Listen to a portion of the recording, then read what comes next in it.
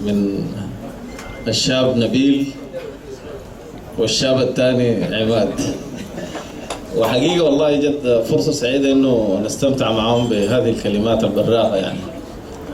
وأنا أقوم أحجيكم بعد حج البلد وحج الناس، واتذكروا زمان المغتربين يعني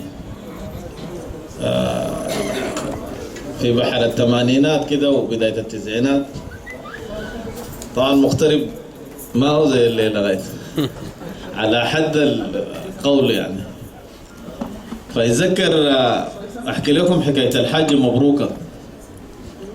والحاجة مبروكة طبعا نموذج لأماتنا الحنان يعني، لكن شوية كده ده يقوم ولدها مغترب يجيب لها قلمة الثلاجة وقلمة التلفزيون وتقوم تتقى شوية كده وتتقرطم عليه باقي الناس. بعدين أنا في البلد حقيقة خلنا التجلة ما بيمشينا البحر ديل بيوت المغتربين بالذات يعني، لأنه بعد ده خلاص بقت القدرات ذاتية وكده والحاجات كلها في البيت قاعدة يعني. فالناس قاموا احتجوا قالوا يا أخي الحاجة دي مرضا طيبانة ومرض كرانة. طبعا سمعتوا مرض كرانة؟ أيوة.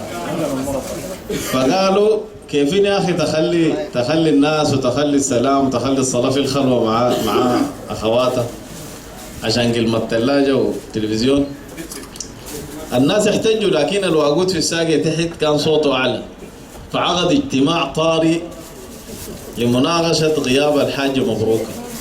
نشوف ماذا دار في اجتماع رابطة الواقود يعني. قصاد الساقي يتلمن كروقة وجريدة وشوكة. قصاد الساقي يتلمن كروقة وجريدة وشوكة، وشقاية عويد منجور كانت بدري سلوكة، وباقي حرازه للشيخ أظن سواها فيلوكة. طلحايات وعدام منقى يابس بقت على الدوكة، لا حطب السدر في الساب تقول دقولوا دلوكة. وقتين تم راس واقود قصاد تمر العلي الروكة، عقدوا الاجتماع طاري خصوص الحاج مبروكة. رئيس عطلح سالم محزق بالروان تلت، قال بسم الله قول موزون فيه الحكمة يتجلد. ليها شهر وظن اكتر علينا الرايقي ما طلب، وتب ما جانا صوت صايح وتب ما جانا صوت باكي، يعني هي حي ما ولد. ولا مرضاني كان جات بنتها انسلت، وما ظنينا ام الخير من الواقود تكون ملت. طيب ما لا يا سامعين ما لا الراقي ما طلب، نطت غادي كالروقة قالت يبقى ينشلت. رد عليها ساق عشرة زعلان ضمه يتفلت، قبل ما قلنا لو قشراني كان جات بنتها انسلت. جريدة مزهجة اللشميك معوبسي وسطه متبلد. قالت يبقى جاها سفر وفي البلد الهناك حلت. قال لها عود نجيض مشقوق كيفين للديار خلت، وهي كانت تصيد الرجفة لو فات يوم من دلت.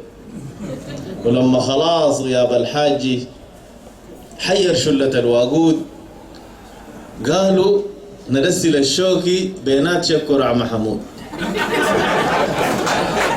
أي نرسل الشوكي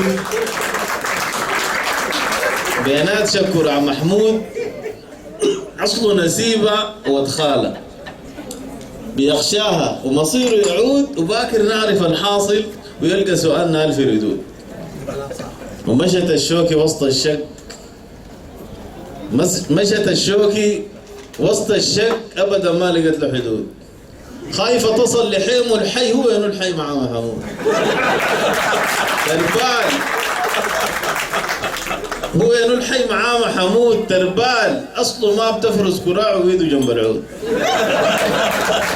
وصلوا البيت مع اللزان، باتت وعرفت المستور، وجات الشوكي صبح الليل ترجف زي جني مسحور، مقشرة لا حويل لا حيل، ولاعي راسها عاد مكسور، مرقت روحها من الشق ورقدت فكي وهي مصور، وقالت بحساس مبحوح تعالوا نجيت ملاني خبور، تعالوا نجيت ملاني خبور.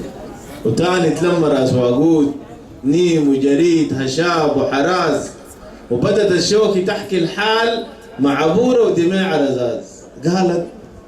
قالت جاها من برا وليد كان زمان قفاز، أكان شفتيه يلك الروقة أملس ولابس الهزاز.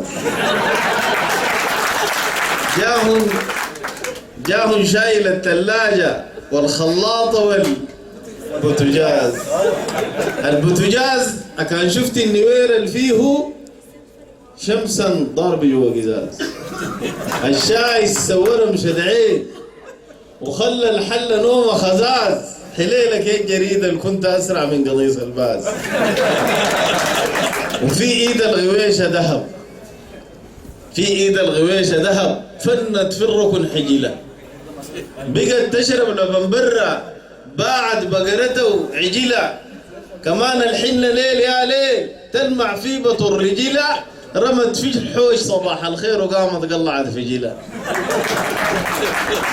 وعاد كان لي جرار المويه صاد الصادنة يا الاخوان، وحتى القربة بس كاويق مطوطة وراقدي في الديوان.